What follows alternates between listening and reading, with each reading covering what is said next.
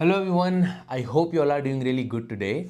तो आज हम दो कंपनीज़ की बात करेंगे जैसे मैंने आपसे डिस्कस किया था। एक है हैप्पी फॉर्जिंग्स, जो कि आपको नाम से पता चल रहा होगा फॉर्जिंग स्पेस में है, जिनके पीयर्स भी आपने बहुत सुने होंगे। रामकृष्णा फॉर्जिंग्स है, भारत फोर्ज है। भारत फोर्ज तो आई एम प्रेटी श्योर बहुत लोगों ने सुना होगा। एमएम फॉर्जिंग्स है, छोटी कंपनी है बट है इनटू फॉर्जिंग्स। और दूसरी साइड में हम बात करेंगे एक टिपिकल ऑटो एंसिलरी प्लेयर की, जो डाई कास्टिंग में भी है और सस्पेंशन, ब्रेकिंग, इन सब का काम करती है। वो है आपकी एंड्योरेंस टेक्नोलॉजीज। दोनों कंपनीज के बारे में मैंने आपको बताया था that I will be discussing them. अगर आप इस चैनल पे नए हैं तो आप जाके पुरानी वीडियोस देख सकते हैं। ज़्यादा पुरानी देखने की मैं आपको बात नहीं करूँगा। पिछले 1 या 2 महीने में लेट्स से पिछले 4-5 वीडियोस आप देख सकते हैं। और I am very happy to share that in this week market, आप अगर स्टॉक मार्केट से जुड़े हैं तो आपको समझ आ रहा होगा इस टाइम पे जो मार्केट है वो काफ़ी वीक है। तो उस वीक मार्केट में भी जो पिक्स मैंने रखे हैं वो काफ़ी अच्छा परफॉर्म कर रहे हैं। ऑब्वियसली ऐसा नहीं हो सकता है कि 10 अगर कंपनीज मैंने डिस्कस करी है तो 10 की 10 तो नहीं चलेंगी। Nobody can be this accurate in their research. और अभी वैसे टाइम भी बहुत नहीं हुआ है, 2 महीने में आप क्या ही जज करेंगे, but you can at least see the direction. मैंने PSU बैंक्स को डिस्कस किया था, दे आर डूइंग गुड। आज बजट है, थोड़ी अनाउंसमेंट्स हुई हैं। गवर्नमेंट ने बोरोइंग का एक्सपेंडिचर का अपना फिर से इंफ्रा के ऊपर काफ़ी जोर दिया है। मैंने बहुत ज़्यादा डिटेल में भी प्रिंट को नहीं पढ़ा है जो बजट का है, बट थोड़ा बहुत चीज़ें जो समझ में आ रही हैं वो ये है कि जो गवर्नमेंट है वो फंडिंग को क्राउड करेगी, बिकॉज सारा का सारा जो लिक्विडिटी है वो गवर्नमेंट अपने आप को बोरो करेगी। गवर्नमेंट की बोरोइंग्स बढ़ गई हैं तो उससे क्या होता है, जो आपका यील्ड है वो हाई चली जाती है। और जो एग्जिस्टिंग आपने बॉन्ड्स लिए हैं, जो मैं PSUs की बात कर रहा हूँ, तो उन पे मार्क टू मार्केट जो गेन होता है वो गेन तो छोड़ो, वो लॉस में कन्वर्ट हो जाता है। तो इसीलिए एक प्रेशर हो सकता है। बट मुझे ऐसा लगता है कि ये बहुत ही टेम्परेरी फेज के लिए प्रेशर रहने वाला है, बिकॉज जो PSU बैंक्स हैं वो एक अच्छी अपनी साइकिल के बॉटम आउट कर रहे हैं, निम्स को बॉटम आउट कर रहे हैं। बैंक ऑफ इंडिया मैंने डिस्कस किया था, SBI मैंने डिस्कस किया था, बैंक ऑफ बड़ौदा डिस्कस किया था, और साथ में ये भी कहा था जो अदर PSU बैंक्स हैं like bank of Maharashtra and all that, वो भी काफ़ी अच्छा परफॉर्म कर रहे हैं। तो बैंक ऑफ बड़ौदा का रिजल्ट कल आया, रिजल्ट ओके है, कोई प्रॉब्लम नहीं है रिजल्ट में। निम्स जो उनका था वो भी थोड़ा बहुत डिक्लाइन हुआ है, जबकि बोला ही था मैनेजमेंट ने कि डिक्लाइन होगा। तो बहुत ज़्यादा बुरा रिजल्ट नहीं है। मुझे लगता है कि 1 या 2 क्वार्टर्स, कुछ बैंक्स ने पिछले क्वार्टर में निम्स को बॉटम आउट किया है, तो कुछ जो PSU बैंक्स हैं वो इस क्वार्टर में निम्स को बॉटम आउट करेंगे। तो मुझे स्कोप सही लगता है। बाकी चार और फाइनेंशियल्स को मैंने डिस्कस किया था, लैंडिंग नॉन लैंडिंग, जैसे आदित्य AMC वो भी काफ़ी अच्छा कर रहा है, रिजल्ट अच्छा आया है। IDFC का रिजल्ट बहुत अच्छा आया है। फेडरल बैंक तो बहुत ही अच्छा परफॉर्म कर रहा है। पिछले कुछ टाइम से आप देखेंगे स्टॉक मार्केट के पर्सपेक्टिव से भी, रिटर्न्स के पर्सपेक्टिव से भी काफ़ी अच्छा परफॉर्म कर रहा है। और उज्जीवन स्मॉल फाइनेंस बैंक भी काफ़ी अच्छा परफॉर्म कर रहा है। बाकी इस वीडियो को भी शुरू करने से पहले आपको समझना पड़ेगा फॉर्जिंग्स क्या होता है। बेसिकली आप किसी भी मेटल को थर्मली या फिर मैकेनिकली आप उसको शेप करते हैं, राइट। अगर एक मेटल को आप हीट कर रहे हैं, बहुत सारे तरीके होते हैं फॉर्जिंग्स के, बट लेट्स से मैं अगर मैं टेम्परेचर वाला तरीका आपको बताऊं, तो आप उसको हीट करेंगे मेटल को, and then you hammer it और you apply pressure on it through whatever means you want. Basically forging की कंपनी यही करती है, एक हॉट मेटल को इस तरीके से उसको फॉर्ज करती है कि उसका जो मैकेनिकल स्ट्रेंथ है वो बहुत ज़्यादा हाई हो जाती है। तो जब मैकेनिकल स्ट्रेंथ आपकी हाई हो जाती है तो वो जैसे एंड जो यूज़र्स हैं, लेट्स से माइनिंग में आपके एक्सकेवेटर्स यूज़ हो रहे हैं, तो वहाँ पे आपके जो फॉर्ज्ड मेटल है वो बहुत सारे जगह यूज़ होगा, बहुत सारे इक्विपमेंट में यूज़ होगा। डेटा सेंटर्स हैं जहाँ पे जेनसेट्स आपके काम कर रहे हैं। USA में तो बहुत आप सुनते होंगे, जैसे TD पावर को अगर आपने पढ़ा है तो वो भी लगभग, वो फॉर्जिंग में नहीं है, मैं आपको एक मोटा माटी इन्वायरमेंटल एक प्ले बता रहा हूँ कि वो आपको वहाँ पे आपको जेनसेट्स के बारे में बहुत सुनने को मिलेगा। तो जेनसेट्स में भी ये कोई हैप्पी फॉर्जिंग जनरेटर नहीं बनाती है, बट हाँ जेनसेट्स के अंदर के जो आपके छोटे छोटे इक्विपमेंट लगेंगे, जो जहाँ पे आपके मेटल को बहुत ज़्यादा स्ट्रेंथ चाहिए, तो वहाँ पे आपके फॉर्जिंग्स के पार्ट काम आते हैं। तो ये सब बेसिकली फॉर्जिंग का काम होता है। जब एंड्योरेंस की बात करेंगे तो हम डाई कास्टिंग की बात भी करेंगे, और जो suspension breaking and all that जिसमें एंड्योरेंस टेक्नोलॉजीज़ है, तो उसकी हम आगे जाके बात करेंगे। अभी हमको समझना ये बहुत ज़रूरी है फॉर्जिंग में, जब हम पर्टिकुलरली हैप्पी फॉर्जिंग्स की बात करते हैं। अब हैप्पी फॉर्जिंग्स को ही मैंने क्यों यहाँ पे पिक किया है, इट्स नॉट दैट कि रैंडमली मैंने हैप्पी फॉर्जिंग्स पढ़ा है और अपनी रिसर्च को मैं यहाँ पे शेयर कर रहा हूँ, ऐसा नहीं है। एमएम फॉर्जिंग्स का भी आप अगर देखेंगे, रामकृष्णा, या फिर आप भारत का भी देखेंगे, भारत फॉर्ज का भी आप देखेंगे, तो इनका डायरेक्ट यूएस का एक्सपोजर काफ़ी हाई है। तो जब तक यूएस में आपका टैरिफ का प्रॉब्लम चल रहा है, मुझे नहीं लगता है कि कोई भी company, because even I was thinking कि जो प्रॉब्लम्स हैं वो धीरे धीरे रिजॉल्व हो जाएंगी, बट अब बहुत टाइम हो गया है। हम पे 50% टैरिफ, अभी भी हम 50% टैरिफ पे कर रहे हैं अगर कोई ट्रांस नेशनल शिपमेंट को हम क्रॉस नहीं कर रहे हैं तो लीगली अभी भी हम 50% टैरिफ पे कर रहे हैं। और जितना भी कमेंट्री आ रहा है, अभी लग नहीं रहा है कि बहुत जल्दी कोई मैटर सॉल्व होगा, और होगा भी तो nobody knows that there is a huge certainty in it। तो मुझे नहीं लगता है कि डायरेक्ट एक्सपोजर अगर किसी का बहुत ज़्यादा है तो इतना इंटरेस्टिंग इस टाइम पे वो है। इवन तो आपको पढ़ना वो चाहिए, बैक ऑफ द माइंड में रखना चाहिए, कोर वॉच लिस्ट में आप उसको डालना चाहिए, बिकॉज जब टैरिफ का थोड़ा क्लैरिटी आएगी तो जो टैरिफ रिलेटेड स्टॉक्स में बहुत ज़्यादा पिटाई हुई है या ड्रॉ डाउन आया है, वो आपके काफ़ी अच्छा रिवर्सल शो करेंगे। ओके, मोस्ट प्रोबेबली जैसे टेक्सटाइल कंपनीज हैं, वो मुझे लगता है काफ़ी अच्छा करेंगी अगर एक बारी टैरिफ का क्लैरिटी आ जाती है। तो हैप्पी फॉर्जिंग्स में अगर आप देखेंगे तो ये फॉर्जिंग भी करती है और बाकी मशीनिंग भी करती है। अब मशीनिंग, जब आपने लेट्स से एक मेटल फॉर्ज किया है, अब क्लाइंट की रिक्वायरमेंट है यार, आप उस मेटल को फॉर्ज करने के बाद आप उसको शेप भी करो और मशीन भी करो, उसको आप क्लीन करो, या फिर मशीनिंग आप इस तरीके से समझ सकते हैं कि एक स्टील पाइप है, जब आप एक स्टील पाइप बना रहे हैं तो वो कोई बहुत ज़्यादा मुश्किल काम नहीं है, वो उसमें कोई वैल्यू एडिशन नहीं है। बट जब आप एक गैल्वनाइज्ड पाइप बनाते हैं तो आप करते क्या है, एक स्टील पाइप को आपने उसके ऊपर जिंक की कोटिंग कर दी है तो वो गैल्वनाइज्ड पाइप हो जाता है। जैसे जेटीएल इंडस्ट्रीज़ वगैरह इस फील्ड में काम करती हैं, अपोलो पाइप्स इस फील्ड में काम करती है, तो आप वहाँ पे देखेंगे कि सेम स्टील पाइप को आपने जस्ट जिंक की कोटिंग करी है, then it becomes value added.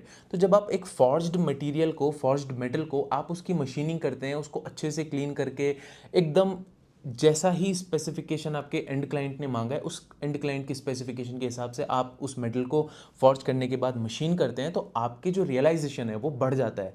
तो इसीलिए अगर आप लेट्स से या फॉर्जिंग का कंटेंट देखो कितना है, पहले तो आप कैपेसिटी यहाँ पे देख सकते हो, ऑलमोस्ट 1,27,000 MTPA की कैपेसिटी है। अगर आप देखेंगे यूटिलाइजेशन, तो फॉर्जिंग में भी आप 60 के अराउंड यूटिलाइजेशन रहा है H1 में, बिकॉज दोनों कंपनीज के अभी रिजल्ट नहीं आए हैं तो हम H1 की ही बात करेंगे इस टाइम पे। और आप मशीनिंग में देखेंगे, even though the capacities are less and maybe that's why the utilisation is bigger और द यूटिलाइजेशन इज हायर, तो आप यूटिलाइजेशन देखेंगे काफ़ी हाई है। तो दोनों काम करता है, फॉर्ज भी करता है तो मशीनिंग कैपेसिटी भी करता है। और जब ये स्लाइड में आपको दिखा ही रहा हूँ तो साइड में आप ये भी देख सकते हैं कि 650 करोड़ का इनका नया केपेक्स जाने वाला है, और वो हैवी फॉर्जिंग कैपेबिलिटीज़ के लिए होगा, बिकॉज इनको लगातार ऑर्डर्स भी इसी फॉर्जिंग कैपेसिटी के मिले हैं। अभी इवन दो ये कैपेसिटी लाइव नहीं हुई है, ये बन ही रही है, बट इनको विंड शाफ्ट के यहाँ पे ऑलरेडी ऑर्डर्स मिल गए हैं। विंड शाफ्ट क्या होता है, जब मैंने आयनॉक्स विंड और सुजलॉन एनर्जी को डिस्कस किया था, इवन दो वहाँ पे भी अच्छा करेक्शन हुआ है, तो आप उसको देख सकते हैं। इससे ज़्यादा मैं पब्लिकली बहुत ज़्यादा नहीं बोल सकता हूँ। तो जो वहाँ उसमें मैंने आपको बताया था, एक जो विंड टर्बाइन होती है, जो विंड मिल होता है, उसके ऊपर एक नेसेल होता है, ब्लेड्स होती हैं, जो नेसेल होता है, नेसेल में बहुत सारे इक्विपमेंट होते हैं, बहुत ही ज़्यादा इक्विपमेंट। कभी आप पढ़ना नेसेल के बारे में, एक सिंपल यूट्यूब वीडियो भी आप देखेंगे तो आपको समझ आएगा उस नेसेल के अंदर क्या क्या होता है। तो उसी में से एक पार्ट होता है आपका जो शाफ्ट होता है, विंड शाफ्ट, जो रोटेट करता है। शाफ्ट आप देखेंगे अपनी गाड़ी के नीचे भी, आपके पास कोई भी पैसेंजर व्हीकल है या नहीं भी है तो आप किसी की पार्किंग में जाके आप देख सकते हैं, एक नीचे से मेटल का पाइप होता है, वो शाफ्ट होता है। तो शाफ्ट बहुत जगह यूज़ होता है, वो रोटेशन के काम आता है। तो शाफ्ट वो फॉर्जिंग से ही वो शाफ्ट बनता है। तो विंड शाफ्ट की भी इनको यहाँ से ऑर्डर्स मिले हैं। तो आप आई थिंक इसमें देख भी सकते हैं, यहाँ पे नहीं लिखा है बट आप बाकी चीज़ें देख सकते हैं कि 250 से 300 किलोग्राम्स के ये कंपोनेंट्स बनाएंगे, हायर वेटिंग होगी तो इनके मार्जिन्स बहुत हाई होंगे। वैसे भी हैप्पी फॉर्जिंग्स के मार्जिन्स मुझे काफ़ी सही लगते हैं। तो अभी हम हैप्पी फॉर्जिंग्स की जब अब आगे जाके बात कर रहे हैं तो हमको ये भी समझना है, जैसे ये ऑफ कोर्स मैंने ये पार्ट्स आपको बता दिए हैं, बाहर बारिश हो रही है, मौसम ख़राब है एंड इट इज़ थंडरिंग, सो अगर वॉइस उसमें आ रही होगी तो काइंडली इग्नोर इट। तो क्रैंक शाफ्ट बनाती है, कनेक्टिंग रॉड्स बनाती है, जैसे शाफ्ट मैंने आपको बताया, शाफ्ट बनाती है, गियर के कंपोनेंट्स बनाती है। कंप्लीट गियर नहीं बनाएगी बट गियर के कंपोनेंट्स जिसमें ज़्यादा वेयर एंड टेयर होगा, तो बिकॉज उसमें आपको मैकेनिकल प्रॉपर्टीज़ हाई चाहिए उन कंपोनेंट्स की, तो वो फॉर्जिंग से ही बनती है। अब क्रैंक शाफ्ट मैंने आपको ऑटो एंसिलरीज की वीडियोज़ में डिस्कस किया है, जहाँ पर मैंने 4 कंपनीज़ को डिस्कस किया था। सुब्रोस है, प्रिकॉल है, शेफलर इंडिया है, और एक अफियम इंडस्ट्रीज़ को भी डिस्कस किया था। ठीक ठाक ही कर रहे हैं, कोई बहुत बुरा डेवलपमेंट नहीं है। प्रिकॉल ने तो ऑलरेडी अच्छे रिटर्न्स दिए थे। शेफलर मुझे लगता है कि करेक्शन उसमें चल रहा है, and it can be a good opportunity because Schaeffler काफ़ी कंसिस्टेंट रिजल्ट प्रोवाइड करता है। ऐसा छोटी मोटी कंपनी भी नहीं है, एमएनसी की ही एक सब्सिडियरी है। तो अगर आप देखेंगे उसमें मैंने क्रैंकशाफ्ट आपको बताया था क्या होता है, जो पिस्टन्स के अप एंड डाउन मूवमेंट को रोटेशन में कन्वर्ट करता है। जहाँ पे भी मुझे इमेजेस मिलेंगी एडिटिंग के टाइम पे मैं इमेजेस डालूंगा, so it becomes more clearer to you. बाकी अब हम मेन पार्ट में आते हैं कि इसके बिजनेस को हम समझे कैसे, क्या क्या चीज़ें हमको समझनी है। ये तो मैंने आपको बस एक प्रोडक्ट बताया कि ये करते क्या है, जो कि बहुत ही ईजी है, मतलब बहुत ही ज़्यादा ईजी है समझना। कोई ज़्यादा दिमाग नहीं लगाना होता है इनके प्रोडक्ट मिक्स में। अब हम देखते हैं कि इनका जो कमर्शियल व्हीकल से इनकी जो सेल्स आती है, मैंने आपको बताया कि ये प्योर प्ले ऑटो एंसिलरी नहीं है बट है भी। ये विंडशाफ्ट के लिए भी बनाएगी, तो डेटा सेंटर्स के जनरेटर्स के लिए भी कोई ना कोई फॉर्जिंग के फॉर्ज इक्विपमेंट बनाएगी। तो बहुत सारी चीज़ इंडस्ट्रीज़ में इंडस्ट्रियल मशीनरी के लिए इक्विपमेंट बनाएगी, बट इसका जो एक्सपोजर है वो कमर्शियल व्हीकल में, फार्म इक्विपमेंट में, और खुद का इसका ऑफ हाईवे सेगमेंट भी ठीक ठाक है, बहुत ज़्यादा बड़ा नहीं है। बट ये पैसेंजर व्हीकल्स में भी घुसने की कोशिश कर रही है। आई थिंक 6-7% अभी इसका टोटल रेवेन्यू वहाँ से आता है, एंड धीरे धीरे they are saying that they will extend it to 8-10% in the next 1 to 2 years। तो वो भी काफ़ी अच्छी बात होगी। अब हम देखते हैं सीवी में, कमर्शियल व्हीकल में। तो यहाँ पे इनके जो डायरेक्ट एक्सपोर्ट्स हैं वो काफ़ी मीनिंगफुल हैं, और कमर्शियल व्हीकल में आपको सारा बताऊंगा। जैसे जो ग्लोबली यूरोप में, पर्टिकुलरली इनका यूरोप में ज़्यादा एक्सपोजर है rather then in the US. But जैसे डेलमर है, जॉन डियर है, या फिर वॉल्वो ग्रुप है, इन सबको भी मैंने, इन सब की अर्निंग्स कॉल को मैंने छान के देखा, निकाल के देखा कि ये क्या कह रहे हैं, इनकी कमेंट्री कैसी है आगे कमर्शियल व्हीकल्स को लेके या फार्म इक्विपमेंट को लेके। ये बहुत बड़ी कंपनीज हैं, और काफ़ी हद तक ये एंड क्लाइंट हो जाती हैं हैप्पी फॉर्जिंग जैसी कंपनीज़ की। तो इनको पढ़ना भी बहुत इंपॉर्टेंट होता है। आप सिर्फ आइसोलेशन में इंडिया का कमर्शियल व्हीकल का मार्केट अगर पढ़ने बैठेंगे तो आप बिगर पिक्चर को मिस करेंगे, बिकॉज इनके एंड क्लाइंट आधे तो बाहर ही बैठे हैं। तो उनकी भी मैं कमेंट्री आपको बताऊंगा कैसी है, इसीलिए मैं आपको डिस्कस ही मैं इसीलिए कर रहा हूँ बिकॉज मुझे लगता है अगले 1 या 2 क्वार्टर्स में इंडिया में तो कमर्शियल व्हीकल का जो साइकिल है वो अपटिक में चली गई है। आज ही बहुत सारे अपडेट्स आए हैं आइशर मोटर्स के, जो खुद वॉल्वो का जिनके साथ जो जेवी है वॉल्वो आइशर कमर्शियल व्हीकल्स, उसमें भी काफ़ी अच्छी ग्रोथ मिली है। अशोक लेलैंड के उस कमर्शियल व्हीकल पोर्टफोलियो में काफ़ी अच्छा ग्रोथ आया है। और जो टाटा मोटर्स कमर्शियल व्हीकल का जो रिज़ल्ट आया है उसकी कमेंट्री आई थी, उसमें भी काफ़ी अच्छा उन्होंने बोला है कि अभी भी उन्हें लगता है कि आगे जाके जो कमर्शियल व्हीकल है उनका डिमांड काफ़ी अच्छा रहेगा। तो इंडिया में आई थिंक मैंने यहीं कहीं लिखा भी होगा नोट्स में, ताकि मैं मिस ना करूं आप लोगों को बताने के लिए। Expect high single digit volume growth in H2, ये टाटा मोटर्स ने बोला था Q2 के रिजल्ट के बाद। बट Q3 के बाद टाटा मोटर्स की जो कमर्शियल व्हीकल वाला डिवीजन है उनकी मैनेजमेंट की कमेंट्री अर्निंग्स कॉल जब मैंने सुनी, तो उनका मोटा माटी मैं आपको बता देता हूँ कि उनका एक तो क्या होता है, देखो सीवी में सिर्फ आपका न्यू व्हीकल्स से डिमांड नहीं आती है, एजिंग व्हीकल्स जब पुराने हो जाते हैं उनसे इकोनॉमिक सेंस नहीं बनता है उनको आगे चलाने का, टोटल कॉस्ट ऑफ ओनरशिप जिसको हम TCO कहते हैं वो बहुत ज़्यादा हो जाता है। तो जो ट्रक ओनर्स होते हैं, जो फ्लीट ओनर्स होते हैं, वो रिप्लेस करने की कोशिश करते हैं। तो एक तो न्यू व्हीकल से डिमांड आती है और एक रिप्लेसमेंट व्हीकल से डिमांड आती है, and this phenomenon is similar across India और अक्रॉस EU और अक्रॉस एनी मेजर इकोनॉमी। तो मैनेजमेंट का यही कहना था कि एजिंग फ्लीट ट्रक का फ्लीट है इंडिया में, एंड रिप्लेसमेंट डिमांड आएगी।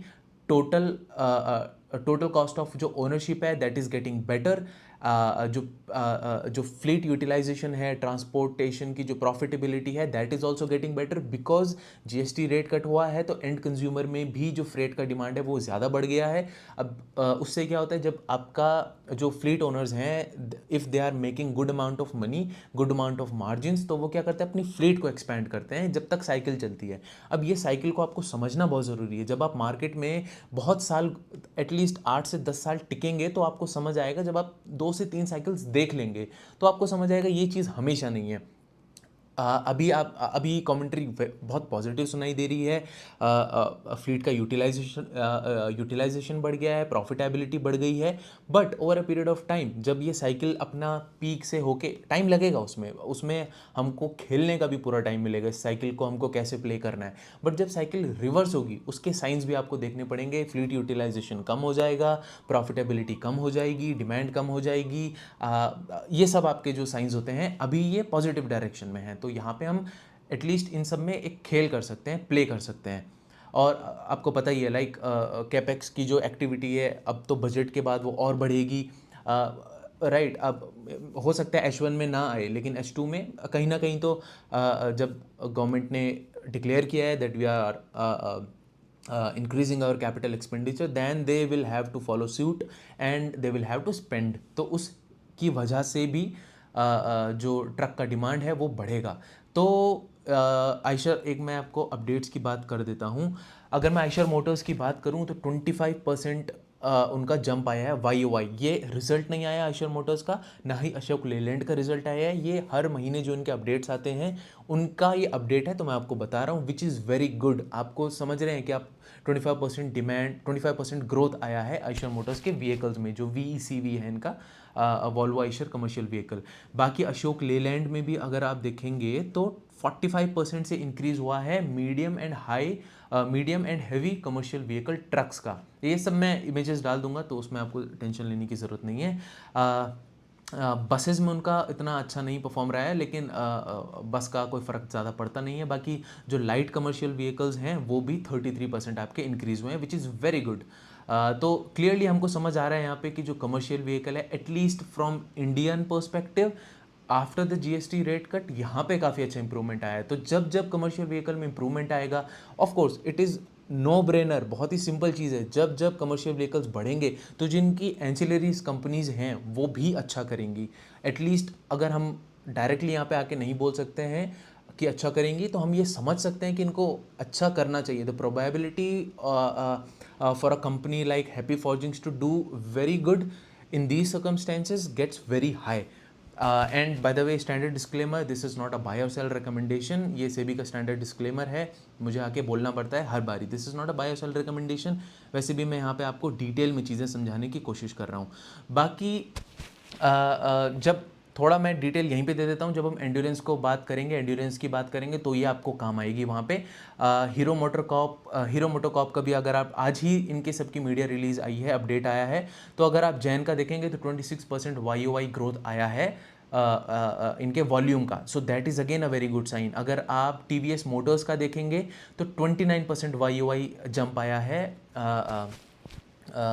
इनके व्हीकल्स में। ये टू व्हीलर्स की मैं बात कर रहा हूँ। एंड बजाज ऑटो ने तो अपनी अर्निंग्स कॉल कल परसों ही मैं सुन रहा था, तो उसमें उन्होंने साफ साफ बोला है कि वो इंडस्ट्री को देख सकते हैं 12 to 15% ग्रो होते हुए। इंडस्ट्री को, मैं कंपनी वाइज बात नहीं कर रहा हूँ। कंपनी जब इंडस्ट्री 12 से 15 ग्रो करती है तो जो लीडर्स होते हैं दे ग्रो बाई 20%। तो यहाँ पे आपको दिख भी रहा होगा, चाहे वो TVS है या हीरो मोटोकॉर्प है, इनका काफ़ी 25-26% से YOY ग्रोथ आया है जैन के डिस्पैचेस में। तो एंड्योरेंस भी अच्छा करेगा मुझे लगता है आगे जाके। तो ये रही डिमांड की बात, ये रही इंडस्ट्री की बात। तो industry is definitely doing good. अब CV की मैंने आपको बात ऑलरेडी कर दी है। इन्होंने हैप्पी फॉर्जिंग्स ने थोड़े बहुत CV, पहले इनका मोस्टली बाहर की तरफ ही जाता था, एक्सपोर्ट में जाता था, तो इन्होंने ऑलरेडी CV डोमेस्टिक को भी केटर करने का शुरू किया है, नई प्रोडक्ट्स लॉन्च किए हैं। तो मुझे लगता है हैप्पी फॉर्जिंग्स को एक टेलविंड मिलेगा यहाँ से। बाकी फार्म इक्विपमेंट की अगर हम बात करें तो एक उससे पहले आपको ये समझना है, जो कमर्शियल व्हीकल का जो सेगमेंट है वहाँ से 40% रेवेन्यू जनरेट करता है हैप्पी फॉर्जिंग्स। तो जब जब कमर्शियल व्हीकल अच्छा करेगा आपको समझना पड़ेगा कि हैप्पी फॉर्जिंग्स भी अच्छा करेगी। और ये हैप्पी फॉर्जिंग्स आपकी अच्छी कंपनी है, ये कोई ख़राब कंपनी नहीं है। बहुत पहले से भी आप देखेंगे पिछले कई क्वार्टर से, ईयर से कंसिस्टेंट रिजल्ट इसका रहता है। अभी 2-4 क्वार्टर से थोड़ा बहुत प्रॉब्लम चल रहा है, बट इसका अगर कैगर में आप देखेंगे तो ईयर्स अच्छे रहते हैं इसके। बाकी फार्म इक्विपमेंट में अगर आप देखें तो 32% इसका रेवेन्यू आता है फार्म इक्विपमेंट से। तो लेकिन यहाँ पे आपको ये भी समझना है, जो फार्म इक्विपमेंट है यहाँ पे इसका direct exports is very limited, 1 या 2% का है। अब डायरेक्ट एक्सपोर्ट लिमिटेड हैं तो इससे मतलब क्या है? इससे मतलब ये है कि डायरेक्टली एक्सपोर्ट नहीं कर रहा है किसी फार्म इक्विपमेंट के प्लेयर को लेट्स से ईयू में या यूएस में।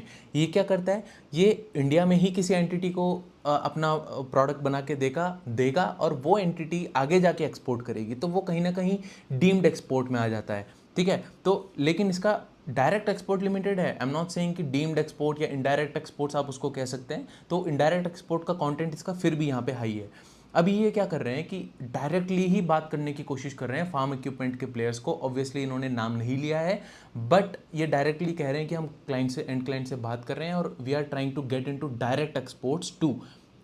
और इनफैक्ट इन्होंने बोला ही था कि ये इनको थोड़ा बहुत डायरेक्ट ऑर्डर्स मिलेगा।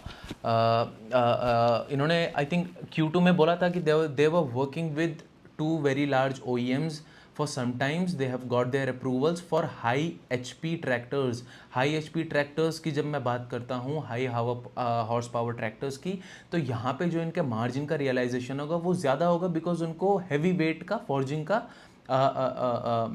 जो पीस होगा, मेटल पीस होगा, वो हैवी वेट का होगा, तो वहाँ से ऑब्वियसली इनके मार्जिन्स इंप्रूव होंगे। ओके, बाकी डोमेस्टिकली फार्म इक्विपमेंट ये कह रहे हैं कि हाई सिंगल डिजिट से ग्रो करते हुए इंडस्ट्री को देख रहे हैं, और असली में उससे ही ज़्यादा है। बाकी of highway segment third segment है इनका, जहाँ से इनका 10% रेवेन्यू आता है। फोर्थ सेगमेंट है इनका इंडस्ट्रियल्स। इंडस्ट्रियल्स क्या होता है, जैसे आप विंड की मैंने आपको बात करी, विंड शाफ्ट का इनको ऑर्डर मिला है। जैसे मैंने आपको बात करी थी जेनसेट्स बना रहे हैं डेटा सेंटर्स के, तो उनके भी इनको ऑर्डर्स मिले हैं। अब मैं जब जेनसेट्स कहता हूँ, विंड शाफ्ट कहता हूँ, तो यहाँ पे ये पूरा विंड मिल नहीं बना रहे हैं। विंड शाफ्ट तो आपको समझ ही आ रहा होगा, ये शाफ्ट बनाएंगे विंड का, that is very heavy, 300-400 kilograms का वो होता है। बाकी power generation, oil and gas, ये सब आपका इंडस्ट्रियल्स में आ जाता है, तो वहाँ पे भी ये काम करते हैं। इंडस्ट्रियल में 13% दे अर्न थ्रू इंडस्ट्रियल्स। बाकी पैसेंजर व्हीकल्स अभी ये बहुत ज़्यादा यहाँ से अर्न नहीं करते हैं, इनके प्लान्स हैं 6% रेवेन्यू अभी ये वहाँ से अर्न करते हैं, but they are saying that they will get to 8-10%। अब ये कह रहे हैं कि हम न्यू प्रोडक्ट्स बना रहे हैं पैसेंजर व्हीकल्स में, चाहे वो हैं स्टीयरिंग नकल्स, मैं इमेजेस डाल दूंगा, आप समझ जाना है, and suspension components. Suspension components की जब मैं बात कर रहा हूँ, तो ये पूरा सस्पेंशन का किट नहीं बनाएंगे, they will only make certain components out of them, और ये मुझे भी नहीं पता है कि ये क्या बनाएंगे। ओके, बाकी मैंने आपको बताया 650 करोड़ का ये केपेक्स कर रहे हैं हैवी वेट फॉर्जिंग के लिए। अभी वो लाइव नहीं हुआ है, बट ऑलरेडी इनको ऑर्डर्स आना शुरू हो गए हैं। ये इनका मानना ऐसा है कि धीरे धीरे जब जो केपेक्स लाइव होने की तरफ जाएगा and and clients will see the progress, तब इनके ऑर्डर इनफ्लो वहाँ से भी आना शुरू होगा। बाकी 150 MTPA की इनकी ऑलरेडी कैपेसिटी है, they are adding 20,000 MTPA on top of it. Okay, एक और इम्पॉर्टेंट चीज़ आपको समझनी यहाँ पे ज़रूरी है, और ये थोड़ा बिजनेस के यूनिट इकोनॉमिक्स की मैं बात कर रहा हूँ यहाँ पे। तो क्या होता है, मैंने आपको बताया, ये हैप्पी फॉर्जिंग जैसी कंपनी, एंड्योरेंस टेक्नोलॉजी जैसी कंपनी, ये फॉरएवर काम नहीं करती हैं। These are cyclical companies. अगर साइकिल अच्छा कर रही है तो ये बहुत अच्छा करते हैं, साइकिल अच्छा नहीं करती है तो ये ख़राब करते हैं, इनके मार्जिन्स चले जाते हैं। मार्जिन्स क्यों जाते हैं? जब लेट्स से साइकिल बहुत अच्छी है, तो आपको जो आपके जो डाई रन जिसे आप कहते हैं कि एक बार में आप कितना प्रोड्यूस कर सकते हैं, तो आपको एंड क्लाइंट अगर बहुत अच्छी साइकिल में है तो वो बहुत फ्रीक्वेंट ऑर्डर्स देगा और लार्ज बल्क में ऑर्डर्स देगा। तो जब आप बल्क के ऑर्डर्स को एग्जीक्यूट करते हैं, तो आपका जो फिक्स्ड कॉस्ट है दैट गेट्स डिस्ट्रीब्यूटेड। उसमें क्या होता है, आपके मार्जिन्स इंप्रूव हो जाते हैं। मार्जिन्स, आपकी कॉस्ट उतनी नहीं लगती है, कॉस्ट कम हो जाती है as a percent of your revenue, तो आपके मार्जिन्स इंप्रूव हो जाते हैं। बट जब साइकिल जब साइकिल अच्छी नहीं होती है बेसिकली, तो स्मॉलर डाई रन्स होते हैं। आपको ऑर्डर मिले, भले ही फ्रीक्वेंट ऑर्डर मिले, बट लेट्स से अगर पहले 1000 इक्विपमेंट का ऑर्डर था, तो अभी 300 का मिल रहा है, 400 का मिल रहा है, बट आपका फिक्स्ड कॉस्ट इज सेम। तो जब आप कम ऑर्डर पे वो करते हैं, तो आप ऑब्वियसली रेवेन्यू कम जनरेट करेंगे, तो वो fixed cost as a proportion of your revenue looks much bigger. उस वजह से क्या होता है, आपके मार्जिन्स कम हो जाते हैं। तो वही चीज़ आपको समझनी है जब आप यूनिट इकोनॉमिक समझते हैं इन जैसे कंपनीज़ की।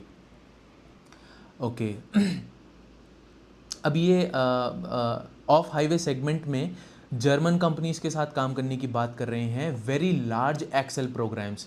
एक्सेल भी बनाती हैं, एक्सेल आपने देखा होगा अपनी गाड़ी के नीचे, मैं इमेजेस में अगेन डाल दूंगा क्या होता है।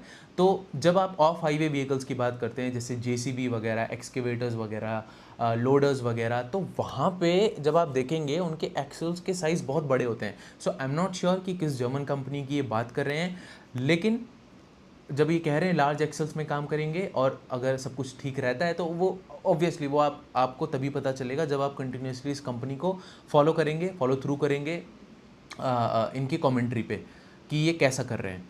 अब हम आते हैं इनके एंड क्लाइंट्स के ऊपर, इनकी कमेंट्री के ऊपर। तो अगर हम पहले वॉल्वो ग्रुप की बात करें, यहाँ पे आपको बहुत चीज़ें समझनी पड़ेंगी। तो वॉल्वो ग्रुप की जब आप बात करें तो उन्होंने ओवरऑल उनके जो इससे पहले क्वार्टर का जो रिजल्ट रहा था Q3 का, तो उसमें उन्होंने कहा था कि जो ट्रक वॉल्यूम्स हैं they got decline by 4% and construction equipment also decline by 4%। तो उन्होंने ये कहा था इलेक्ट्रिफिकेशन में हमारी वीक डिमांड है, और ईयू का हो, ब्राज़ील का हो, वहाँ पे वो कह रहे थे हमारा फोरकास्ट भी बहुत अच्छा नहीं है।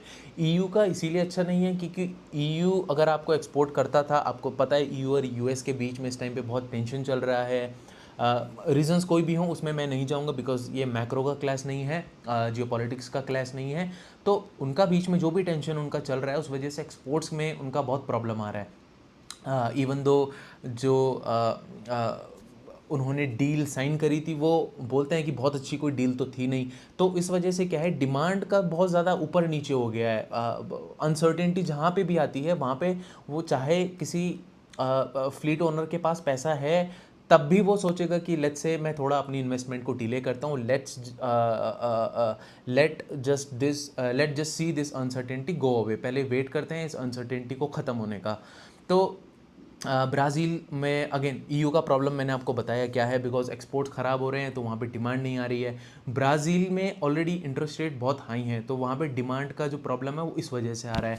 बाकी इंडिया में उन्होंने थोड़ा अच्छा बोला था, उनकी जो कमेंट्री थी उन्होंने कहा था 3,60,000 यूनिट्स से लेके 3,80,000 यूनिट्स का उन्होंने नेक्स्ट ईयर का गाइडेंस दिया था। एंड चाइना उन्होंने बोला था टू रिमेन फ्लैट।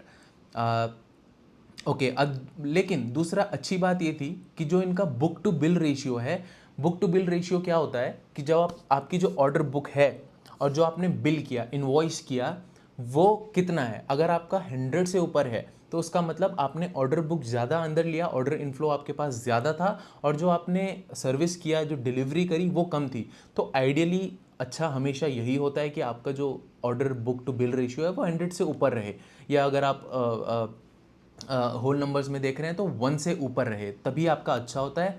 तो order book to bill ratio इनका यूरोप में 105 हो गया था and they were saying the market is stable. तो यहाँ से एक हमको हल्का हल्का साइन आता है कि क्या होने वाला है। फ़िलहाल स्टेबल है।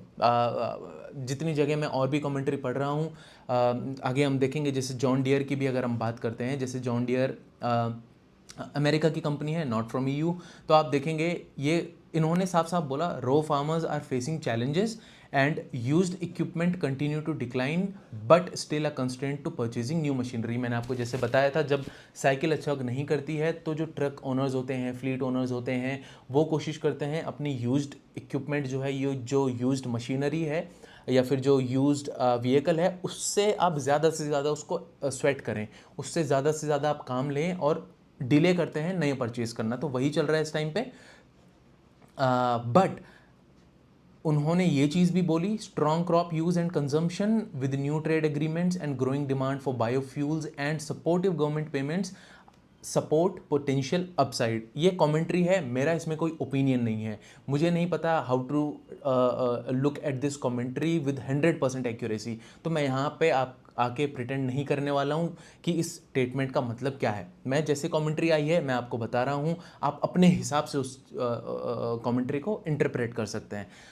For EU sector can be flat to up by 5%, मतलब फ्लैट टू 5% इनका है कहना। Dairy sector remains strong, interest rates are low, ये सब हमको पता है। Yields are improving across major EU agri markets. अब हम साउथ अमेरिका में आते हैं। अब मैं इनकी बेसिकली बात क्यों कर रहा हूँ, अगर हम जॉन, आप बोलेंगे यार ये हैप्पी फॉर्जिंग्स इंडिया में बैठ के आप बात कर रहे हैं साउथ अमेरिकन मार्केट्स की, ईयू के मार्केट्स की, ब्राज़ील के मार्केट्स की, तो वो इसीलिए समझना ज़रूरी है कि चाहे या चाइना के मार्केट की, बिकॉज जब हैप्पी फॉर्जिंग्स के एंड क्लाइंट्स ही वॉल्वो है या जॉन डियर है या फिर कोई भी ईयू का और ओ ई एम है जिसको मैं शायद डिस्कस नहीं कर पाऊंगा, तो कमेंट्री सबकी लगभग हमको सुननी ज़रूरी होती है, बिकॉज एंड क्लाइंट अच्छा करेंगे तो हैप्पी फॉर्जिंग्स को ऑर्डर्स आएंगे। That's why I am discussing John Deere हो या डेलमार हो या वॉल्वो हो। बाकी ब्राज़ील के लोग, उन्होंने ये एक कॉशन दिया था कि जो सोयाबीन एक्सपोर्ट्स हैं, बिकॉज ब्राज़ील आपका शुगर केन है, सोयाबीन है, इसमें बहुत ज़्यादा एक्सपोर्ट करता है। तो आपने बीच में देखा होगा ट्रेड ट्रूस जो हुआ था चाइना और यूएस के बीच में, तो China agreed to buy a lot of soybean from the US. तो जब यूएस ही सारा सोयाबीन एक्सपोर्ट कर देगा चाइना को, तो ब्राज़ील क्या करेगा? ब्राज़ील को ज़्यादा स्कोप नहीं मिलेगा, इस वजह से वहाँ पे थोड़ा प्रॉब्लम्स हो सकती हैं, ऐसा उन्होंने बोला था। बाकी इन अच्छी न्यूज़ यहाँ पे ये है कि inventory levels are down in North America.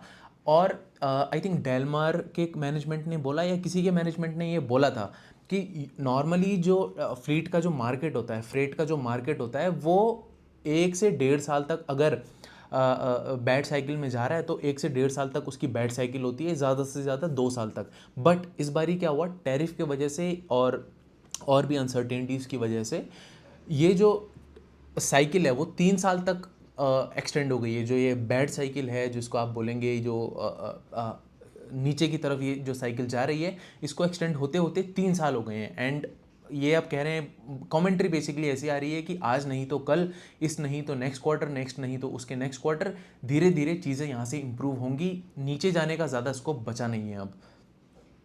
बाकी हम डेलमार्क की थोड़ा सा हम बात कर लें। अगेन उन्होंने तो साफ साफ बोला class 8 market in decline, which means जो बड़े ट्रक्स होते हैं यूएस में, लेमन लैंग्वेज में आप समझोगे, जो क्लास 8 ट्रक्स होते हैं, बड़े बड़े ट्रक्स आपने जो देखे होंगे यूएस में, that is in decline. Europe saw, but Europe का इनका कमेंट्री थी that Europe saw 6% YOY increase in third quarter. Inventory has been normalised after product adjustments. And जैसे मैंने आपको बताया, जॉन डियर ने भी यही कहा कि इन्वेंट्री का नॉर्मलाइजेशन हुआ है, और डेलमार भी कह रहा है इन्वेंट्री का नॉर्मलाइजेशन हुआ है, बिकॉज प्रोडक्शन ही इन्होंने हॉल्ट किया था अपने एंड से, तो इन्वेंट्री ऑब्वियसली आके आपकी नॉर्मलाइज होनी ही थी। तो यहाँ से आपको मैं बार बार इन्वेंट्री नॉर्मलाइजेशन में फोकस इसीलिए कर रहा हूँ, बिकॉज जब आप ऑटोमोबाइल के सेक्टर में घुसते हैं तो आपको बहुत हद तक ध्यान देना पड़ता है कि इन्वेंट्री कैसी है। अगर इन्वेंट्री बहुत हाई है, लेट्स से 4 वीक की नॉर्मल इन्वेंट्री होती है, बट डीलर्स के पास इस टाइम पे 8 वीक्स की इन्वेंट्री है, 6 वीक्स की इन्वेंट्री है, तो इसका मतलब अगर यहाँ से डिमांड पिकअप नहीं होती है तो ओईएम्स को प्रोडक्शन हॉल्ट करना पड़ेगा। अगर ओईएम्स को प्रोडक्शन हॉल्ट करना पड़ेगा तो आपके जो जो आपके हैप्पी फॉर्जिंग जैसी कंपनीज हैं, इनको ऑर्डर्स नहीं मिलेंगे। तो inventory normalisation is mostly a good sign. Okay, positive book to bill in Europe. Again John Deere ने भी बोला बुक टू बिल रेशियो 102 के ऊपर था इनका, इन्होंने बोला नहीं है कितना है, बट डेलमंड ने भी बोला है positive book to bill Europe in book to bill ratio in Europe, and markets in Europe are getting better. They also expect North American markets to pick up in H2. Okay, but having said that, they also said कि भले market stable है, inventory normalisation हो गई है और book to bill ratio भी improve हो रहा है, but this is not a decisive turn around. Last में अगर आप देखेंगे, इसके बाद हम हैप्पी एंड्योरेंस को डिस्कस करेंगे। एक दो चार्ट्स में आपको दिखा दूँ, ING थिंक के हैं ये। यहाँ पे आप देखो, replacements haven't caught up after years of inflow. Replacement क्या होता है कि कितने ट्रक्स हर साल चले जा रहे हैं, ख़त्म हो जा रहे हैं, उनको डेड कर दिया जा रहा है, and they are being replaced by new trucks. तो पहले ये रेशियो, चाहे आप जर्मनी में देखें, नेदरलैंड्स में देखें, फ्रांस, बेल्जियम, यूके, आप देखेंगे 2021, 22, 23, 24 से बढ़ना शुरू हुआ है, और अब क्या है, जो रिप्लेसमेंट बहुत नीचे चला गया है। मीन्स अब क्या हो रहा है, हर साल कम से कम ट्रक्स रिप्लेस हो रहे हैं, which means at some point एक ऐसा पॉइंट आएगा कि इकोनॉमी में जो ट्रक्स हैं वो बहुत ज़्यादा पुराने हो जाएंगे। इस वजह से आप देखेंगे भी, यहाँ पे देखो क्या लिखा है, क्या लिखा है, यस, इन की markets Germany, France and UK, annual replacement rates dropped to 6 to 8% from 2020 onwards, about 2 percentage points below previous level। मतलब लेट्स से पहले 10% ट्रक्स हर साल रिप्लेस होते थे, तो अभी 6 to 8% ट्रक्स रिप्लेस हो रहे हैं हर साल. Although the required capacity may be somewhat lower, this shortfall has yet to be offset. Basically ये कहना क्या चाह रहे हैं यहाँ पर कि एक पॉइंट ऐसा आएगा जहाँ पे आपकी जो एवरेज फ्लीट का जो क्या कहेंगे, जो इसकी ड्यूरेशन है वो इतनी ज़्यादा हो जाएगी कि आपकी टोटल कॉस्ट ऑफ ओनरशिप बढ़ जाएगी. बिकॉज आप लेट्स से आपको लगता है कि इस साल आपको ट्रक को रिप्लेस करना ही चाहिए. आपने सोचा नहीं यार, अभी इकॉनमी अच्छा नहीं कर रही है, फ्रेट रेट्स मुझे अच्छे नहीं मिल रहे हैं, यूटिलाइजेशन ऑलरेडी ख़राब है, तो मैं नए ट्रक्स लेके क्या करूं. आपने उसको एक और साल चलाया, फिर आपको ये लगा इकॉनमी अभी भी इंप्रूव नहीं हुई है, रेट्स अच्छे नहीं हैं, यूटिलाइजेशन अच्छा नहीं है, आपने उसको एक और साल चलाया. But at some point in time वो जो ट्रक्स हैं वो आपकी टोटल कॉस्ट ऑफ ओनरशिप को बढ़ाएंगे. वो आपके ख़राब ज़्यादा होंगे, रिपेयरिंग कॉस्ट ज़्यादा आएगी, आइडल टाइम उनका ज़्यादा बढ़ जाएगा. तो उससे क्या, एक पॉइंट के बाद आप उसको नहीं चला सकते. आप ट्रक ओनर को ये डिसीजन लेना ही पड़ेगा, ओके कुछ है या नहीं है, मुझे यहाँ से नया ट्रक लेना है. तो जो रिप्लेसमेंट डिमांड है वो भी किक इन होने की बात अभी हो रही है जब आप देखेंगे कमेंट्री को. बाकी अगर आप एक चीज़ और देखेंगे, बुक टू बिल रेशियो, आप अगर आप यहाँ पे देखेंगे तो वो भी इंप्रूव हो रहा है धीरे धीरे, and which is a very good sign. अब मैंने आपको ऑलरेडी बता दिया है बुक टू बिल रेशियो क्या होता है, तो आपको समझने में ज़्यादा दिक्कत नहीं होगी इस चार्ट को. बाकी Europe order intake for new trucks turned positive again. This is a good sign. आप देखेंगे 2022 ये स्कैनिया है, मैन है, मर्सिडीज बेंज है, वॉल्वो है, चारों का डेटा है इसमें, डेलमर एंड जॉन डियर नहीं है इसमें. तो अगेन बिकॉज सब चीज़, हर कंपनीज का थोड़ा थोड़ा पढ़ना हमको इंपॉर्टेंट लगता है, इसमें हमको स्कैनिया और मैन का भी यहाँ पे आप देख सकते हैं कि order inflow turned positive after 3 years. 2022 एकदम बहुत ही, बिकॉज 21 में बहुत अच्छा डिमांड आया था. वो चार्ट आपने लास्ट जो चार्ट देखा था उसमें आप देखेंगे 21 में काफ़ी अच्छा डिमांड आया था. 22 ख़राब था, 23 ख़राब था, 24 ख़राब था. अब थोड़े बहुत साइंस हमको दिख रहे हैं रिवाइवल के. But having said that, revival तभी कंप्लीट होगा जब एक्चुअल डिमांड आएगी, और वो कब आएगी वो हमें पता चल जाएगा जब जब हम देखेंगे. ओके अब हम आते हैं एंड्योरेंस टेक्नोलॉजीज़ में. जब मैंने आपको स्टार्टिंग में बताया था कि फॉर्जिंग्स का, तो मैंने आपको बताया क्या होता है. मैंने एक और टर्म वहाँ पे यूज़ किया था, डाई कास्टिंग. अब डाई कास्टिंग क्या होता है, आप ये सोचो सांचा, जब आप लेट्स से मिट्टी का घड़ा बना रहे हैं तो आपने देखा होगा वो मिट्टी को पिघला के या जो भी है उसको एक सांचे में डालते हैं, फिर वो सांचा बन के आपको दिए की तरह बाहर आता है. मिट्टी का जो घड़ा होता है या दिया होता है, जो भी आप समझो. तो उसी हिसाब से डाई कास्टिंग में क्या होता है कि जब आप अगर मैं एंड्योरेंस की बात करूं तो ये एल्यूमिनियम डाई कास्टिंग में काम करता है.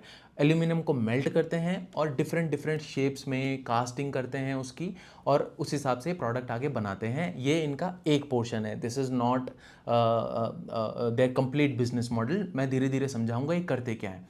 ठीक है, तो जैसे ये सिलिंड्रिकल हेड्स बनाएंगे, इंजन का कवर बनाएंगे, बिकॉज इंजन को आप एक प्लास्टिक के कवर में नहीं रख सकते हैं. You need a proper aluminium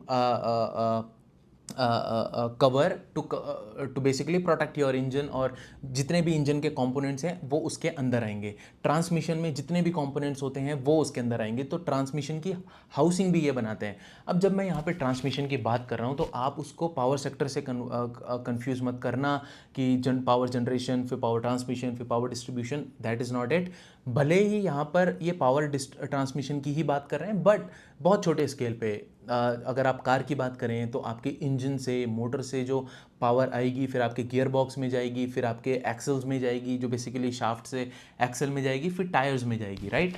तो उसी ट्रांसमिशन की बात हो रही है, पावर ही ट्रांसमिट हो रही है, but not in that power sector sense.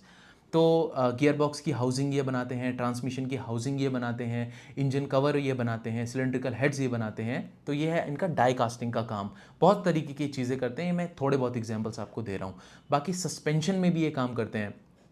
Shock absorbers, hydraulic shock absorbers, rotary disc shock absorbers, different types of shock absorbers, right. I don't know why I'm not able to spell absorbers. Inverted fork front forks ये बनाते हैं, front forks ये बनाते हैं. Images मैं आपको दिखा दूंगा, तो आपको ज़्यादा टेंशन लेने की ज़रूरत नहीं है। बाकी डिस्क ब्रेक में इनका अच्छा काम है, जैसे प्रिकॉल में आपने ध्यान दिया होगा जब मैंने प्रिकॉल डिस्कस किया था, उनका भी डिस्क ब्रेक का बहुत अच्छा काम है।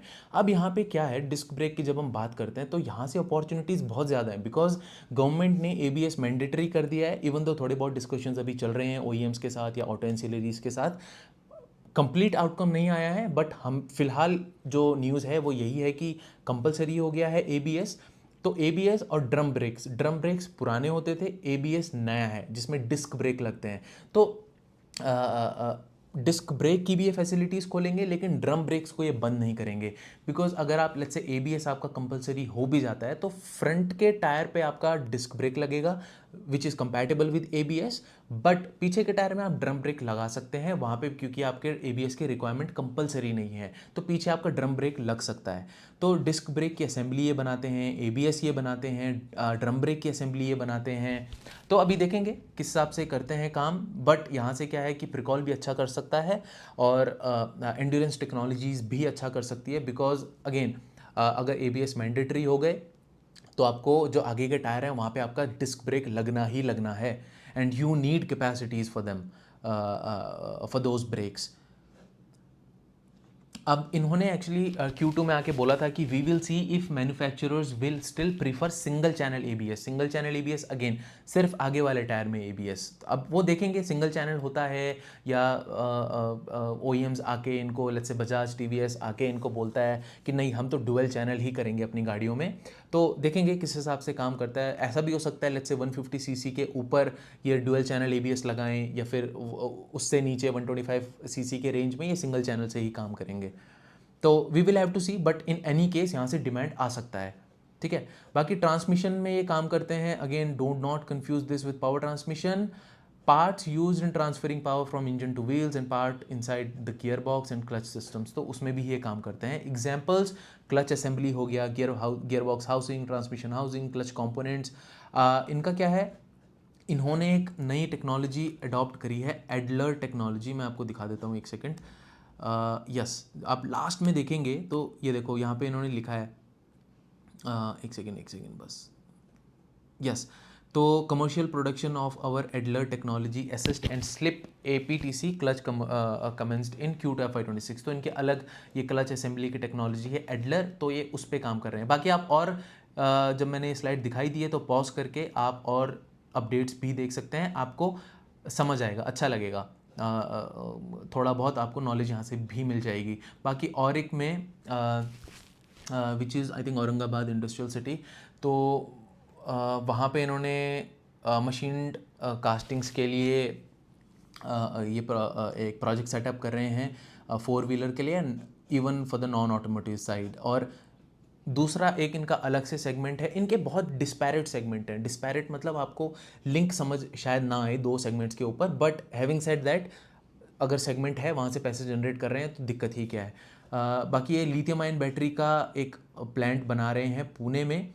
आई थिंक ये 2 व्हीलर्स के लिए होगा मोस्टली, बिकॉज इन्होंने क्या किया था कुछ दिनों पहले, एक कंपनी को भी इन्होंने एक्वायर किया था जिसके साथ ये बैटरी मैनेजमेंट सिस्टम, या बेसिकली जो आज की गाड़ियों के लिए, इलेक्ट्रिक व्हीकल्स के लिए BMS आपको चाहिए, बैटरी मैनेजमेंट सिस्टम, जो आपके चार्जिंग साइकिल, डिस्चार्जिंग साइकिल को कह सकते हैं मॉनिटर करता है और उसको सही रखता है बेसिकली। तो और भी काम करती है, मैं उस कंपनी का नाम भूल गया हूँ, बट अलॉन्ग दिस वीडियो मैं आपको वो बता दूंगा। मैक्सवेल यस, तो मैक्सवेल पे काम, मैक्सवेल इन्होंने एक्वायर करी थी जो, तो बैटरी पैक पे भी वही काम करेगी। मोस्ट प्रोबेबली ये सेल्स को इंपोर्ट करेंगे, फिर उसको मॉड्यूल में बना के आपस में उसको चिपका के, या फिर जिस तरीके से भी मॉड्यूल असेंबली होती है वो आगे जाके इनको सेल करेंगे। इनको ऑलरेडी ऑर्डर्स मिल चुके हैं उसमें, bye the way, mostly 2 wheeler से। तो स्टेक इन्होंने मैक्सवेल में ऑलरेडी रेस कर दिया है 100% के लिए। बाकी तो और आप पढ़ सकते हैं यहाँ पे क्या क्या है, ओके। बाकी स्टॉफेरल की एंटिटीज़ में भी ये धीरे धीरे अच्छा स्टेक अपना बना रहे हैं। 60% ऑलरेडी हो चुका है, बाकी आगे धीरे धीरे जाके 40% और स्टेक अपना यहाँ से बनाएंगे। ओके, अभी हम देखते हैं न्यू बिजनेस सेगमेंट्स। जैसे मैंने आपको बताया, एक तो लिथियम आयन बैटरी पैक्स, जो मैंने आपको बताया कि मैक्सवेल के साथ ये काम कर रहे हैं।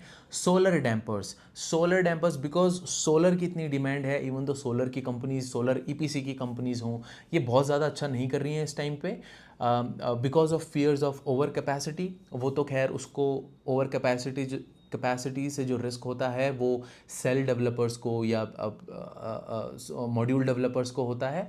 बट ईपीसी कंपनी शायद इसीलिए अच्छा नहीं कर रही है इस टाइम पे, बिकॉज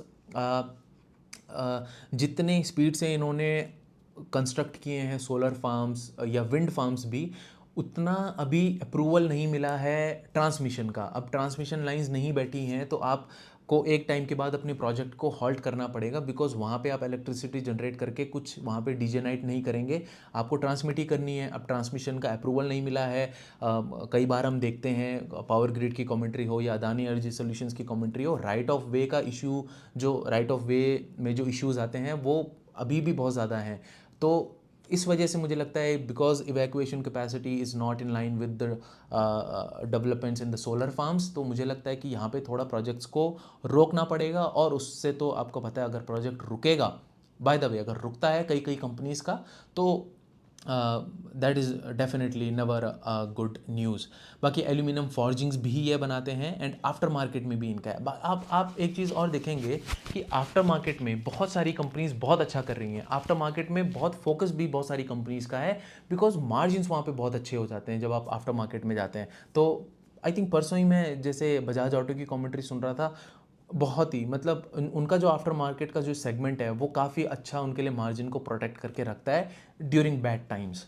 ओके, बाकी अपडेट हम अगर करें, और एक की जो बिडकिन वाली इनकी एलॉय व्हील प्लांट की जो फैसिलिटी है, अगेन इनका नेक्स्ट जो बिजनेस सेगमेंट है वो है एलॉय व्हील प्लांट का। आई होप आप ट्रैक कर पा रहे हैं, समझ पा रहे हैं क्या क्या बिजनेस सेगमेंट्स मैंने अभी तक आपको बताए हैं, विच इज़ लिथियम आयन वाला मैंने आपको बताया था, सोलर डैम्पर्स मैंने आपको बताया, आफ्टर मार्केट ऑब्वियसली इनका है, डाई कास्टिंग का मैंने ऑलरेडी आपको समझाया था, जिसमें engine cover, gear box housing, transmission housing वगैरह बनाते हैं। नेक्स्ट इनका है एलॉय व्हील का। तो एलॉय व्हील का इनका बहुत ही अच्छा बिजनेस है, चाहे वो एथर के पास हो या आई एम नॉट श्योर ये ओला को देते हैं अपना सामान या नहीं, बट टीवीएस, बजाज और एथर के पास तो इनका जाता है एलॉय व्हील का। तो एग्जिस्टिंग कैपेसिटी है इनकी 5.5 मिलियन यूनिट्स पर एनम की एलॉय व्हील की कैपेसिटी। एंड मुझे एलॉय व्हील समझाने की ज़रूरत नहीं होनी चाहिए, and I am very sure आपको पता है क्या होता है एलॉय व्हील। तो जो 5.5 मिलियन की कैपेसिटी है that is already fully utilised. अब ये क्या कर रहे हैं, ग्रीनफील्ड फैसिलिटी और एक बिडकिन में ये बना रहे हैं। इनिशियल कैपेसिटी होगी 150 के सेट्स पर मंथ, मीन्स आपके 3 लाख टायर्स हो गए, और मैक्सिमम जो जाएगी वो जाएगी 300,000 सेट्स पर मंथ की। The good news is that this facility is already fully booked with orders, तो ये बहुत अच्छी चीज़ है। ओके, बाकी supplies to Bajaj Auto Limited and Royal Enfield to commence from December 2025 तो हो गया होगा।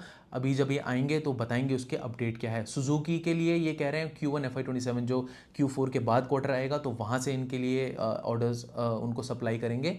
और एथर एनर्जी से भी इनको ऑर्डर मिला था 31 करोड़ का एलॉय व्हील्स का। तो ये है इनका एलॉय व्हील का सेगमेंट। और अगेन जब आप सुनते हैं, जब आप समझते हैं, जब आप देखते हैं कि जो फैसिलिटी पे जो ये काम कर रहे हैं, अभी काम पूरा भी नहीं हुआ है तो वो ऑलरेडी बुकड है, तो आपको यहाँ से डाउन साइड ज़्यादा दिखेगा नहीं।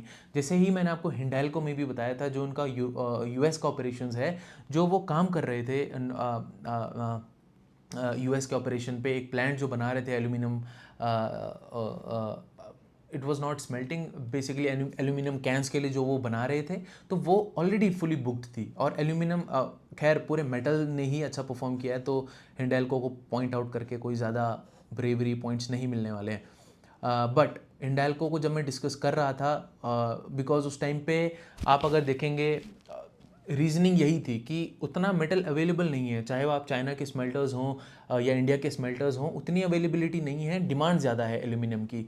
तो and the same was with copper. तो वहाँ पे जब मैंने बोला मैं ये डिस्कस करूँगा, तो बहुत सारे लोगों ने बोला क्या है, टाइम वेस्ट कर रहे हैं, ये कर रहा है, वो कर रहा है। अब उस टाइम पे आई थिंक 700 का प्राइस भी नहीं था हिंडेल्को का, और अब आप देखेंगे वो काफ़ी अच्छा कर रहा है, इवन दो मैंने खुद उस रैली में पार्टिसिपेट नहीं किया था, बट कोई करता तो उसके लिए अच्छा हो जाता।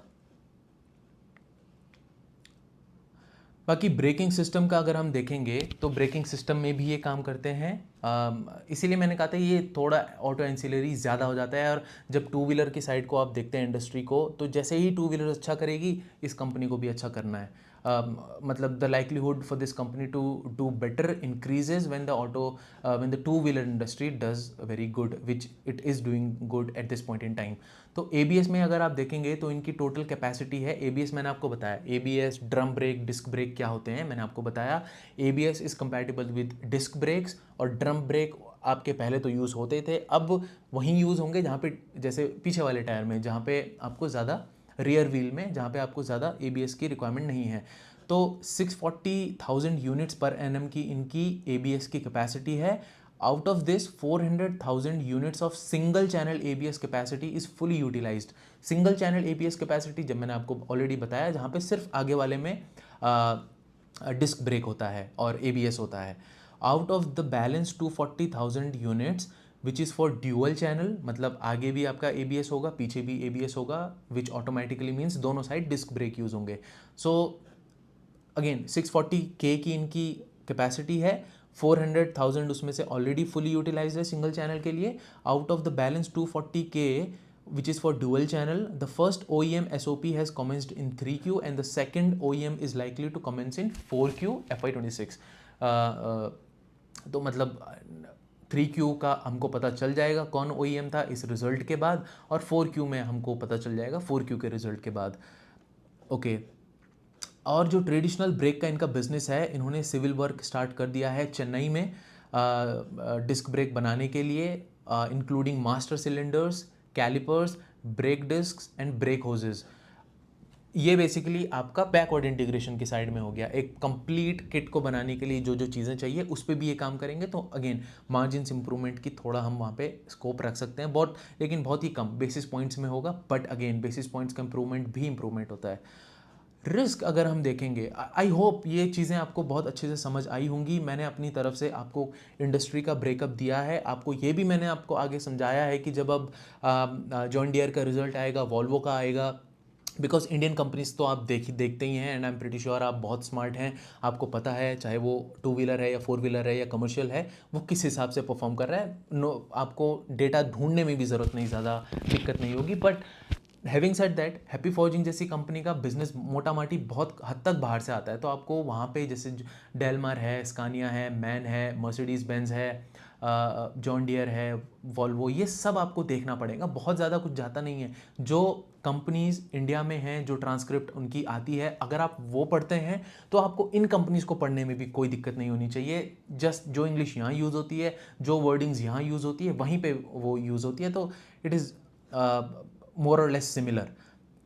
बाकी रिस्क की अगर हम बात करें, ऑब्वियसली बिना रिस्क के तो कोई फ़ायदा नहीं है किसी भी कंपनीज को डिस्कस करने का।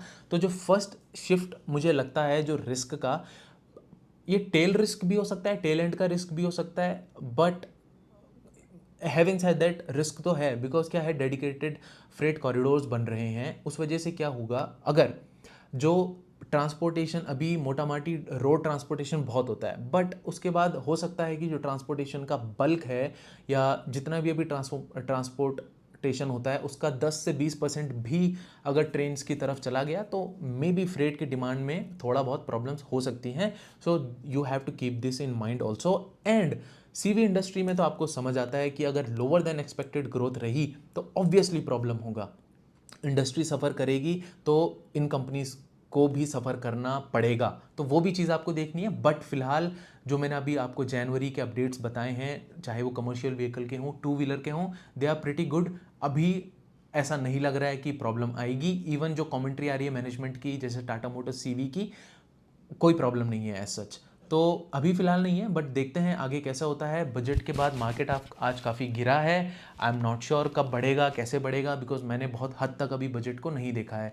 अब मैं तमीज से टाइम लगा के उसको 1-2 दिन 3 दिन बजट के ऊपर ही फोकस करूँगा, ताकि गवर्नमेंट का डायरेक्शन हमको समझ आए, किस हिसाब से उनकी थिंकिंग क्या है, बिकॉज गवर्नमेंट की थिंकिंग इज़ आज के ज़माने में बहुत इंपॉर्टेंट हो गया है, not just Indian government perspective, globally जहाँ पे भी अगर आप ब्राज़ील के रेजिडेंट हैं लेट्स से, तो ब्राज़ील की गवर्नमेंट जहाँ पैसा डालेगी वहाँ लिक्विडिटी आएगी और वहाँ पैसा बनेगा, पैसे से ही पैसा बनता है।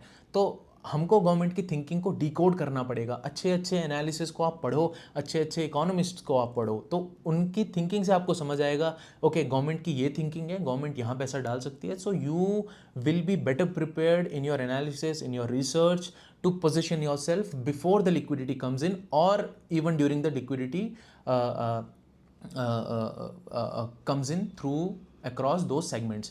तो देखते हैं कैसा होता है कैसा नहीं होता है। आई होप आज का वीडियो भी आपको बहुत अच्छा लगा हो और काफ़ी कुछ आपको सीखने को मिला हो। नए हैं चैनल पे या पुराने भी हैं, आप जाके पिछले 3 4 5 6 वीडियोस देख सकते हैं, आपको बहुत कुछ सीखने को मिलेगा। और अगेन जैसे मैंने आपको बताया था कि काफ़ी कंपनीज जो हैं वो अच्छा भी परफॉर्म कर रही हैं, तो आपको बिकॉज मार्केट अभी डाउन है, वैल्यूएशंस रियली ट्रस्ट मी बहुत सारे बिजनेसेस में ऐसे वैल्यूएशंस आपको बुल मार्केट में नहीं मिलेंगे। अच्छे बिजनेसेस हैं जो करेक्ट हुए हैं, जहाँ पे लोग पूछ नहीं रहे हैं। मैं आके डायरेक्ट नहीं बता सकता हूँ, इवन तो मैं ट्राई करता हूँ आपको थोड़ा बहुत हिंट इधर उधर से देने का, बट मैं डायरेक्टली आपको नहीं बता सकता हूँ, स्पून फीडिंग में नहीं करूँगा। चैनल में ही आप जाओ, देखो क्या क्या है क्या नहीं है, आपको वहीं से ऑलरेडी बहुत चीज़ें समझ आएंगी। We will keep this video till here only and I will see you in the next video. Till then have a good day and see you in the next video. Bye.